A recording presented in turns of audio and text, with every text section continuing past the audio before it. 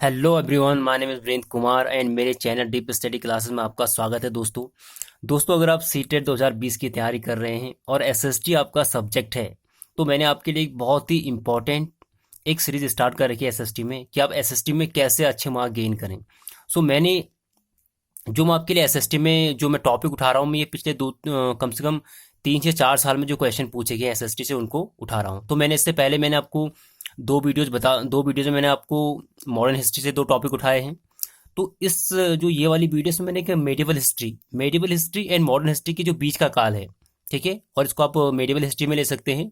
औरंगजेब औरंगजेब के काल में जो विद्रोह हुए, ठीक है, ये प्रीवियस ईयर से उसमें पूछा गया है। अभी मैं एग्जैक्ट आपको बता नहीं सकता हूँ कि कौन से ईयर में पूछा गया, लेकिन ये पूछा गया है कि औरंगजेब के काल में विद्रोह, ठीक है, ये अंतिम हम कह सकते हैं कि औरंगजेब को ये लास्ट जो आपका मुगल सम्राट की जो कैटेगरी है, उसमें ये सबसे लास्ट और सबसे महान शासक रहा। इसके बाद आपको पता होगा कि जब इसकी 1707 में इसकी डेथ हो गई, तो इसके बाद ये मुगल साम्राज्य का पतन स्टार्ट हो गया। तो अब मैं स्टार्ट करता हूँ औरंगजेब के काल में कौन कौन से विद्रोह हुए। बहुत ही इंपॉर्टेंट विद्रोह है ये। मुख्य विद्रोह हैं जाट विद्रोह, अफगान विद्रोह और सिख विद्रोह। और यहाँ से क्वेश्चन पूछे गए हैं। ये जाट विद्रोह से क्वेश्चन पूछे गए हैं प्रीवियस ईयर्स में, ठीक है। तो क्या पता इस बार अफगान विद्रोह से पूछा जाए या सिख से पूछा जाए, ठीक है। तो बहुत ही इंपॉर्टेंट टॉपिक है। इससे पहले मैं आपको इन विद्रोहों के बारे में बताऊं, तो इससे पहले मैं थोड़ा आपको औरंगजेब के बारे में बता देता हूं, ठीक है। औरंगजेब लास्ट एक सबसे महान और लास्ट आप मुगल सम्राट कह सकते हैं। इसके बाद और आए, ठीक है, जो इतने मजबूत नहीं थे। इसके बाद पतन स्टार्ट हो गया, ठीक है। तो स्टार्ट करते हैं। सबसे पहले औरंगजेब के बारे में थोड़ा सा मैं आपको बैकग्राउंड दे देता हूँ इसका, ठीक है। औरंगजेब 1658 में ये गद्दी पर बैठा और यहाँ तक रहा। ये काफी लंबा टाइम पीरियड है इसका, ठीक है। तो ये था आपका शाहजहां का उत्तराधिकारी, ठीक है। थोड़ा सा इसके बारे में थोड़ा आपको बता दें, इसके फैक्ट बहुत इंपॉर्टेंट है इसके, ठीक है। औरंगजेब के काल में बहुत ज्यादा इंपॉर्टेंट फैक्ट है। तो ये जन्म ज्यादा कोई इंपॉर्टेंट है नहीं, लेकिन बता देता हूँ आपको, ठीक है। इसका जन्म हुआ आपका औरंगजेब का जन्म हुआ 1618 में। और पत्नी थी इसकी दिलरास बानो बेगम। ये एक फारस राजघराने की थी, ठीक है, ज्यादा इंपॉर्टेंट नहीं है, ठीक है। उसके बाद देखिए अनुयायी था ये सुन्नी धर्म का, ठीक है। मुस्लिम धर्म में दो, ठीक है, 2 पार्ट होते हैं, एक सुन्नी एक शिया, ठीक है। तो सुन्नी धर्म का अनुयायी था।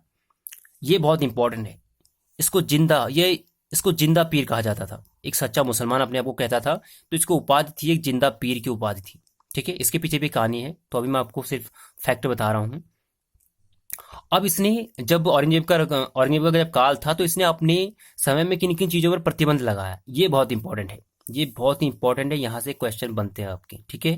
तो इसने सबसे पहले इसने सिक्कों पर कलमा खुदवाना कलमा खुदवाना बंद कर दिया इसने, ठीक है। इस पर प्रतिबंध लगा दिया, ठीक है। उसके बाद नौरोज त्योहार मनाना इसने, एक ईरानी त्योहार है, सफ़ी का एक ईरानी त्योहार होता है नौरोज। इसने इस पर प्रतिबंध लगा दिया। ये पूछे जाते हैं, ठीक है। नौरोज त्योहार बंद कर दिया। और इसने क्या किया, दरबार में संगीत पर पाबंदी लगा दी इसने। दरबार में क्या कर दिया, संगीत पर पाबंदी लगा दी। और जो भी संगीतक थे उनको छुट्टी पे इसने भेज दिया, ठीक है। ये बहुत इंपॉर्टेंट है इसके काल में। और इसने देखो, ये सबसे इंपॉर्टेंट है कि सार्वजनिक स्थानों पर शराब और नशीली वस्तुओं के सेवन पर इसने प्रतिबंध लगा दिया। तो ये बहुत इंपॉर्टेंट फैक्ट है इसकी, ठीक है। अब आगे बढ़ते हैं। अब क्या हुआ, इसने हिंदू मंदिरों को तोड़ने का आदेश दिया 1665 में, लेकिन बाद में नहीं दिया गया। बाद में, हालांकि इसके काल में नए मंदिर बनाने की इजाजत तो नहीं थी, लेकिन बाद में इसने तोड़ने का आदेश बंद कर दिया, ठीक है। तो 1765 में इसने एक बार ये आदेश दिया था 1665 में, ठीक है। जजिया कर इसने दोबारा स्टार्ट कर दिया, ठीक है। इसने जजिया कर दोबारा स्टार्ट कर दिया 1679 में, लेकिन ये 1712 में आते आते पूरी तरह से समाप्त हो गया, ठीक है। जजिया कर पूरी तरह से समाप्त हो गया। जजिया कर गैर मुसलमानों पर लगाया जाता था, ठीक है। हाँ, आगे देखिए, सर्वाधिक हिंदू अधिकारियों की नियुक्ति भी इसने करी। हालांकि ये, ठीक है, इसने मंदिर तोड़ने का आदेश भी दिया, लेकिन बाद में इसने अपने काल में सर्वाधिक हिंदू अधिकारियों को नियुक्त किया। इसमें दिखाया गया इसके कि 337 मनसबदार। अभी मनसबदार क्या है, ठीक है, ये भी एक बहुत ही इंपॉर्टेंट टॉपिक है, मनसबदारी प्रथा। ये अकबर के काल में स्टार्ट हुई थी, ठीक है, अकबर ने शुरू की थी मनसबदारी प्रथा, ठीक है। तो ये जब मैं आपको मुगल सम्राट के बाकी लिस्ट आपको बताऊंगा तो उसमें आपको मनसबदारी प्रथा के बारे में बताऊंगा, बहुत इंपॉर्टेंट है मनसबदारी, ठीक है। तो मनसबदारी स्टार्ट किसने करी? ये अकबर ने स्टार्ट करी, ठीक है। सो औरंगजेब का चिकित्सक, ये भी बहुत इंपॉर्टेंट क्वेश्चन है, ठीक है। ये फ्रांकोइस बर्नियर था, एक फ्रांसीसी यात्री था, फ्रांको, ठीक है, फ्रांकोइस बर्नियर, इनका एक क्या था, इसका चिकित्सक था। अगला है, ये बहुत ही इंपॉर्टेंट क्वेश्चन है यहाँ से, सिखों के नौवें गुरु तेग बहादुर की हत्या, ठीक है, इनको सजा दी गई इनके काल में। अब इसको, ठीक है, इनका सर कलम कर दिया जाता है, इनके काल में कुछ आरोप लगाए जाते हैं तेग बहादुर जी पे, ठीक है। तो इनके नौवें गुरु, सिखों के नौवें गुरु का, कि इसमें क्या हो जाती है, इनकी हत्या की जाती है 1675 में, ठीक है। तो ये इनके बारे में फैक्ट हैं। अब देखिए औरंगजेब के काल में औरंगजेब ने जो जो युद्ध लड़े सम्राट बनने से पहले, ठीक है, बहुत ही इंपॉर्टेंट युद्ध है, ठीक है। सबसे पहले देखिए धर्मट का युद्ध, सबसे पहले आपका धर्मट का युद्ध, और ये धर्मट का युद्ध हुआ ये 15 अप्रैल 1658 में लड़ गया दारा के साथ, ठीक है। दारा कौन था? औरंगजेब का भाई था। दारा और औरंगजेब के बीच युद्ध हुआ, दारा किसमें हार होगी, औरंगजेब किसमें विजय होगी, ठीक है। दूसरा युद्ध हुआ इनके काल में सामूगढ़ का युद्ध, ये बहुत ही इंपॉर्टेंट युद्ध है, ठीक है। ये 29 मई ये 1658 को हुआ, जस्ट एक महीने छोड़ने के बाद ये सामूगढ़ का युद्ध हुआ, ठीक है। इसमें इसमें भी दारा की हार हुई, ठीक है। और इसका इनके काल में राजा बनने से पहले, सम्राट बनने से पहले का जो अंतिम युद्ध था वो था देवराई का युद्ध, ये मार्च 1659 में हुआ, इसमें भी दारा की हार हुई। और इसके बाद औरंगजेब का दिल्ली में प्रवेश हो गया, ये दिल्ली की राजगद्दी पर बैठ गए, ठीक है। तो अब देखिए दारा इनका भाई है, तो इनके 4 भाई थे, ठीक है, औरंगजेब के, सॉरी 3 भाई थे, मतलब शाहजहां के 4 पुत्र थे, एक औरंगजेब हो गए, एक दारा हो गए, एक एक आपके सुलेमान हो गए, और एक सुजा हो गए, तो ये 4 भाई थे, ठीक है। हाँ, तो अब हम आते हैं अपने पॉइंट पे, जो हमने विद्रोह की बात की थी। तो यहां से जो क्वेश्चन बहुत ही इंपॉर्टेंट है, इसमें क्वेश्चन यहां से बने हैं, ठीक है। आप प्रीवियस पेपर को उठा के देखें तो यहां से क्वेश्चन बने हैं। तो देखिए जाट विद्रोह, अब जाट विद्रोह का जो क्षेत्र है ये है आगरा एंड दिल्ली का क्षेत्र, आप कह सकते हैं कि यमुना दोआब का जो क्षेत्र है उस क्षेत्र में। अब देखिए जाट विद्रोह का प्रथम विद्रोह, ये आपका जो फर्स्ट विद्रोह है ये 1669 ईस्वी में हुआ। मथुरा के जाटों द्वारा, एक स्थानीय जमींदार थे गोकला, ठीक है, इनको गोकुला भी लिखा जाता है बहुत जगह पे, तो इनके नेतृत्व में प्रथम जाट विद्रोह, ये क्वेश्चन पूछा गया है, ठीक है। ये प्रीवियस वर्षों में आप देखें तो यहां से क्वेश्चन ये पूछा गया, यहीं से, ठीक है। तो ये ऐसा पूछा गया था कि ये जो, ठीक है, जाट विद्रोह में जो जो प्रथम युद्ध हुआ, ठीक है, उसका नेतृत्व किसने किया, मतलब जो प्रथम विद्रोह हुआ जाटों की ओर से तो वो गोकुला ने किया, ठीक है, ये स्थानीय जमींदार था। तो इसमें तो गोकुला की हार हुई और इसकी हत्या कर दी गई, ठीक है, 1669 में। औरंगजेब और गोकुला के बीच हुई, इसमें गोकुला की हत्या कर दी गई। फिर इसी में जाट विद्रोह फिर दोबारा आया, ठीक है।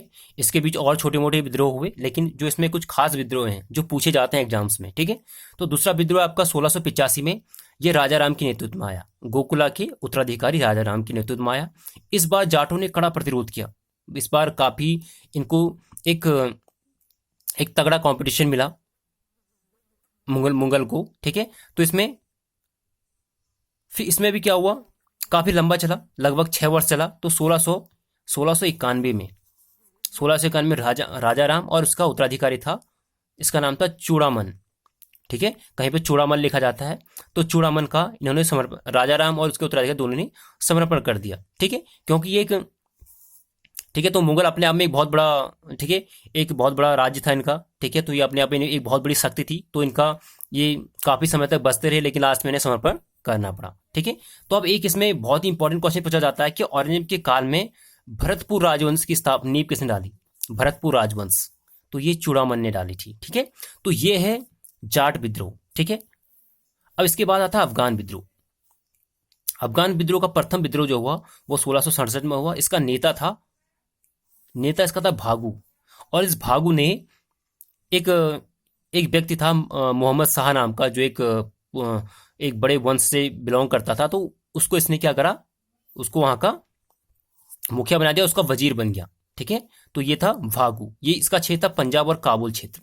ठीक है, तो ये पश्चिमी क्षेत्र था, उत्तर पश्चिमी क्षेत्र।